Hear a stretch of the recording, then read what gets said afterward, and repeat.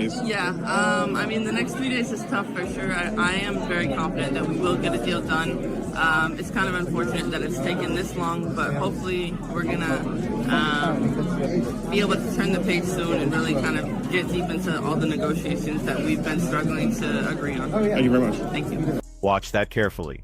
Pages is a superstar. That's Alex Bezel, president of Unrivaled. And he's not just complimenting a player, he's begging you to believe it. And the desperation in that pitch tells you everything about where this league actually stands right now. Because when you have to convince people that Paige Bueckers is a transcendent force before she's played a single WNBA game, you're not building hype. You're covering up a much bigger problem. But actually, we're also going to get an update on the CBA negotiations, and it sounds, dare I say, positive? Does it sound positive? And I got to tell you this, I will acknowledge one thing. At least Breanna Stewart talks in a much more professional way. There's no animosity towards WNBA owners and NBA owners that's coming out in the way that Napheesa Collier has blatant animosity and there's hatred and she doesn't like the commissioner. And I think all of that is getting in the way. So let's talk about what's really happening here. Because there are actually two stories colliding at the exact same moment.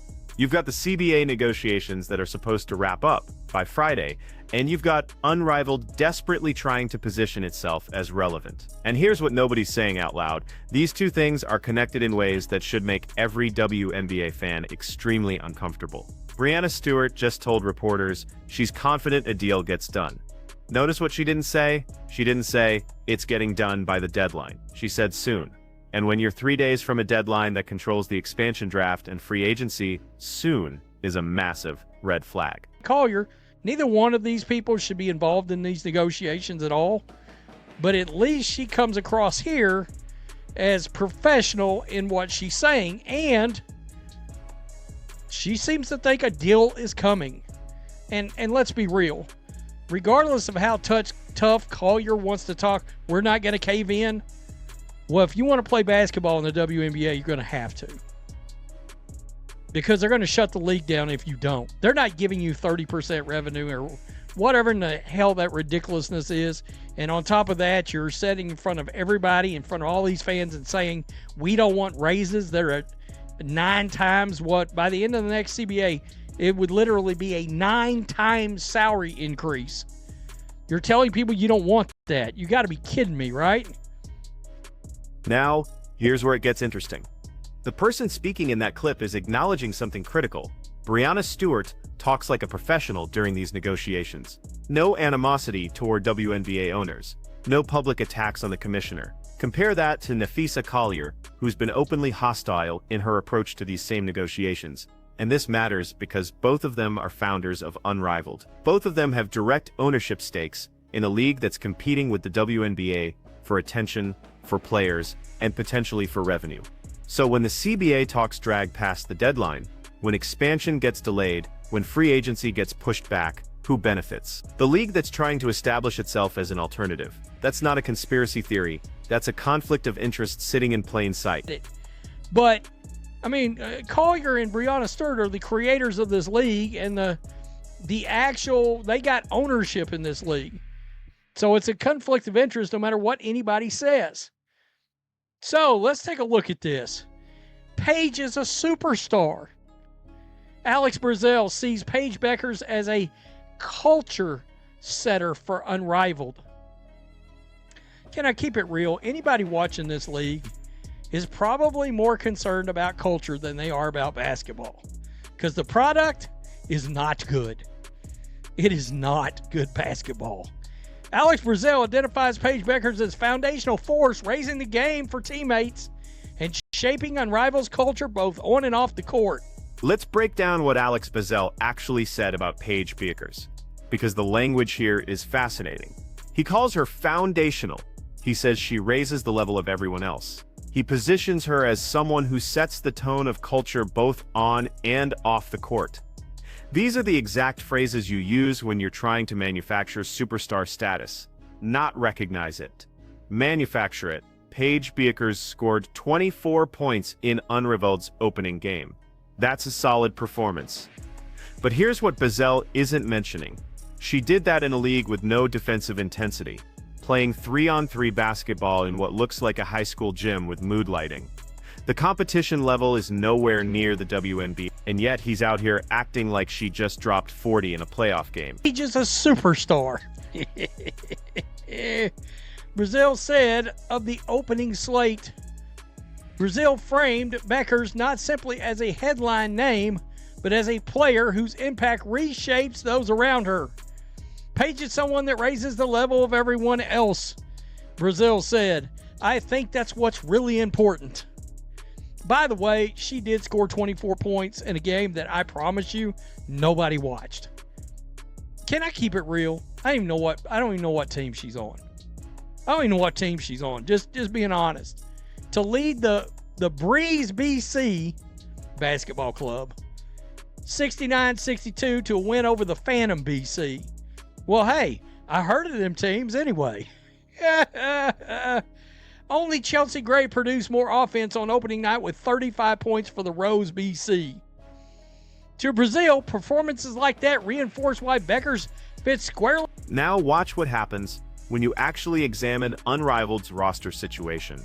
Chelsea Gray scored 35 points in that same opening night. She's an actual proven WNBA champion with multiple All-Star appearances. But Bueckers isn't giving interviews about Chelsea Gray being foundational. He's not calling her a culture setter. He's laser-focused on Paige Bueckers. Why? Because Paige is young, she's from UConn, and she fits the narrative they're trying to build. This is the UConn Mafia takeover playing out in real time. Breanna Stewart, Nafisa Collier, Paige Bueckers, all coming from the same program, all being positioned as the faces of women's basketball, all being artificially elevated regardless of what they've actually accomplished at the professional level. And Bueckers admits this has been a long-term strategy. He said, I've been very proactive since Paige has been very young of knowing how good she is. Translation, we've been planning this marketing campaign for years, and now we need it to work because our league depends on it. That he's spewing out of his mouth right now about a player that at times can't even sell out that little small stadium they play in Dallas, and never, unless the Indiana Fever and Caitlin Clark come into town, they're never moving games to American Airlines Arena in Dallas. They are not. That does not happen. Paige Bueckers will not do a freaking thing for television ratings in this league. Not a thing. And I'm waiting for the ratings to come out. I keep looking. And I know they may come out and they're going to be like, and I promise you the sports media will come dancing into the room, sauntering into the room like this. And front office sports will be like, Unrivaled ratings are up 9% or some shit. And you're like, but they changed the way the ratings are measured and all the ratings are now inflated. Here's the reality check that nobody in the media wants to say out loud.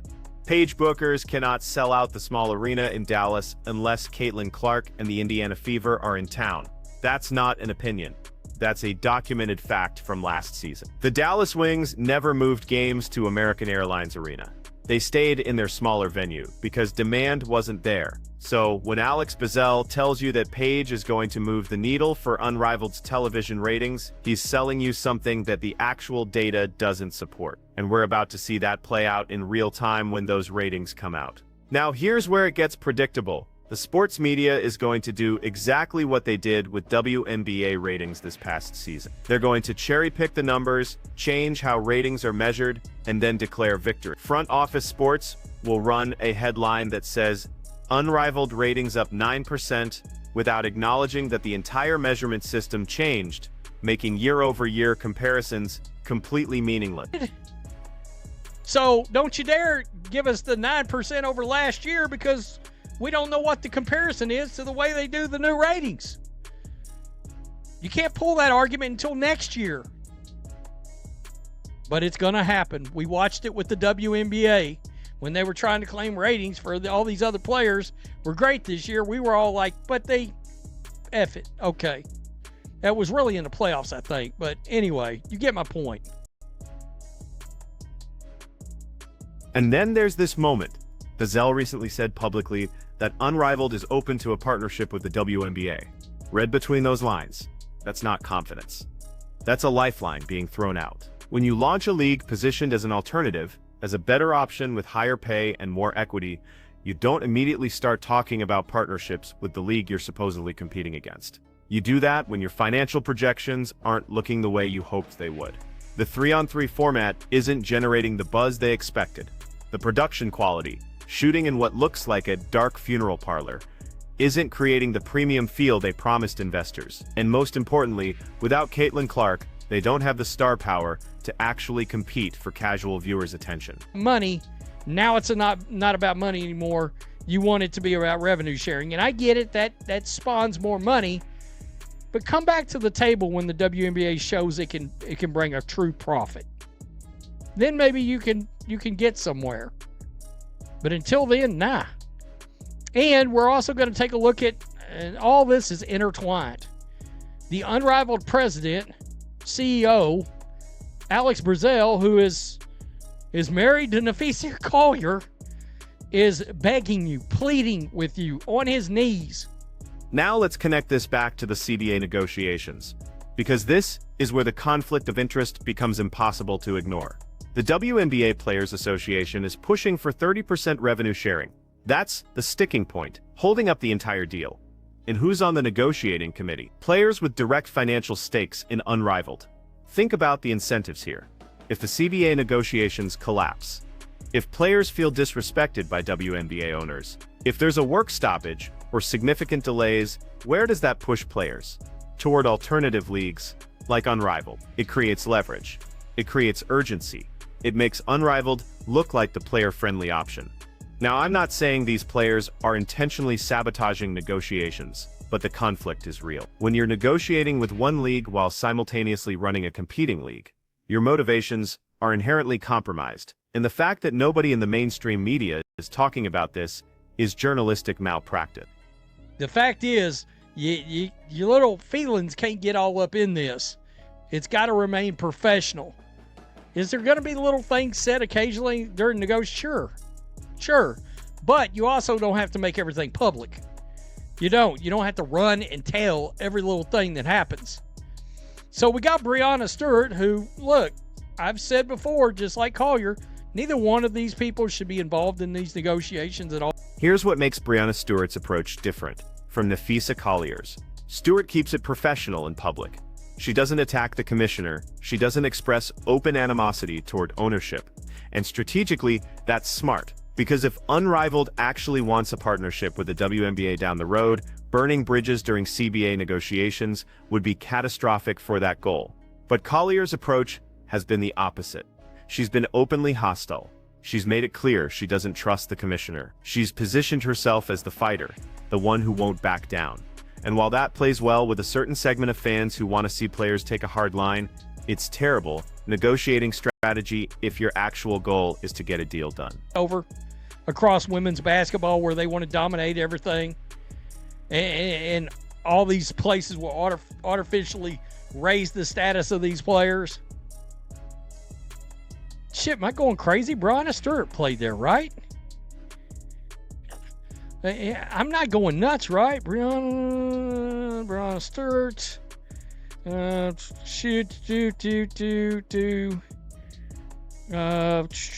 I'm looking. I know I'm not going nuts. University of Connecticut. I thought so. I rest my case, black and white sports supporters. So, here's where we are. The CBA deadline is Friday. It's not getting met. Breanna Stewart already soft confirmed that by saying she's confident a deal gets done soon instead of by the deadline. That means the expansion draft gets delayed, free agency gets delayed, and the entire WNBA offseason gets thrown into chaos. Meanwhile, Unrivaled is in full promotional mode, desperately trying to convince you that Paige Bueckers is a superstar based on 24 points in a 3-on-3 game with no defensive intensity. Alex Brazell is out here using words like foundational and culture setter for a player who hasn't played a single WNBA game yet. and the mainstream media is playing along with all of it. They're not asking about the conflict of interest. They're not questioning why players with ownership stakes in a competing league are negotiating the WNBA's CBA. They're not pointing out that Paige Bueckers hasn't proven she can move the needle at the professional level. They're just repeating the talking points and acting like this is all normal. It's not normal. It's a coordinated effort to shift power and leverage, and it's happening right in front of us. Here's what's going to happen next. The CBA negotiations will eventually get done, probably sometime in the next 2 to 3 weeks. The players will get a significant raise, likely close to 9 times their current salaries by the end of the new agreement. But they won't get the 30% revenue sharing they're demanding, because the WNBA's financial situation doesn't support that kind of structure yet. And when that happens, when the deal finally gets announced, watch how it gets framed. The players will claim victory because of the salary increases. The league will claim victory because they maintained financial control. And Unrivaled will position itself as the reason the WNBA had to make concessions, even though that's not actually true. The real story here is about leverage and conflicts of interest. It's about players trying to have it both ways, negotiating with one league while building another. It's about the media refusing to ask uncomfortable questions because they don't want to alienate access to these players. And it's about fans being sold a narrative that doesn't match reality. Alex Bazell calling Paige Bueckers a superstar before she's earned it is just one symptom of a much larger problem. The Yukon Mafia, as it's now being called, is trying to control the entire narrative of women's basketball. They want to decide who gets elevated, who gets media attention, who gets positioned as the face of the sport, and they're using Unrivaled as the vehicle to make that happen. But here's the thing about manufactured narratives. They only work if people buy into them. And right now the actual data doesn't support the hype. Paige Bueckers hasn't proven she can sell tickets at the professional level. Unrivaled hasn't proven it can generate sustainable rating. And the players negotiating the CBA haven't proven they can separate their business interests from the league's interests. So when those Unrivaled ratings come out, pay attention to how they're reported. If they try to claim a 9% increase without acknowledging the measurement changes, call it out. If they try to position Paige Bueckers as the reason for any success, compare it to actual WNBA numbers with and without star power. And if they try to avoid talking about the conflict of interest in the CBA negotiations, ask why that topic is off limits. Because at the end of the day, this isn't about hating on players or wanting them to fail. It's about accountability. It's about recognizing when narratives are being manufactured instead of earned. And it's about asking whether the people negotiating the future of the WNBA actually have the league's best interests at heart, or whether they're more focused on building their own alternative. The answer to that question is going to determine what women's professional basketball looks like 5 years from now. And right now, the signs aren't encouraging. When desperation gets disguised as confidence, when conflicts of interest get ignored by the media, and when manufactured star power gets treated as legitimate, the sport suffers. The fans suffer, and ultimately, even the players suffer, because the foundation being built isn't sustainable. So here's my question for you. Do you actually believe Paige Bueckers is a transcendent superstar right now? Or are you being sold that narrative by people with a financial incentive to make you believe it? Because Alex Bazell needs you to believe. Unrivaled's entire business model depends on it. But the numbers don't lie, and when the ratings come out, we're going to see exactly how much demand actually exists for this product. Drop your thoughts in the comments. Are you watching Unrivaled? Do you think the CBA negotiations are being influenced by players with competing business interests? And do you believe the Yukon Mafia is real? Or is that just conspiracy thinking? I want to hear from both sides on this, because this conversation is just getting started. Hit subscribe if you want more honest breakdowns like this, because we're not stopping until someone in the mainstream media starts asking these questions too.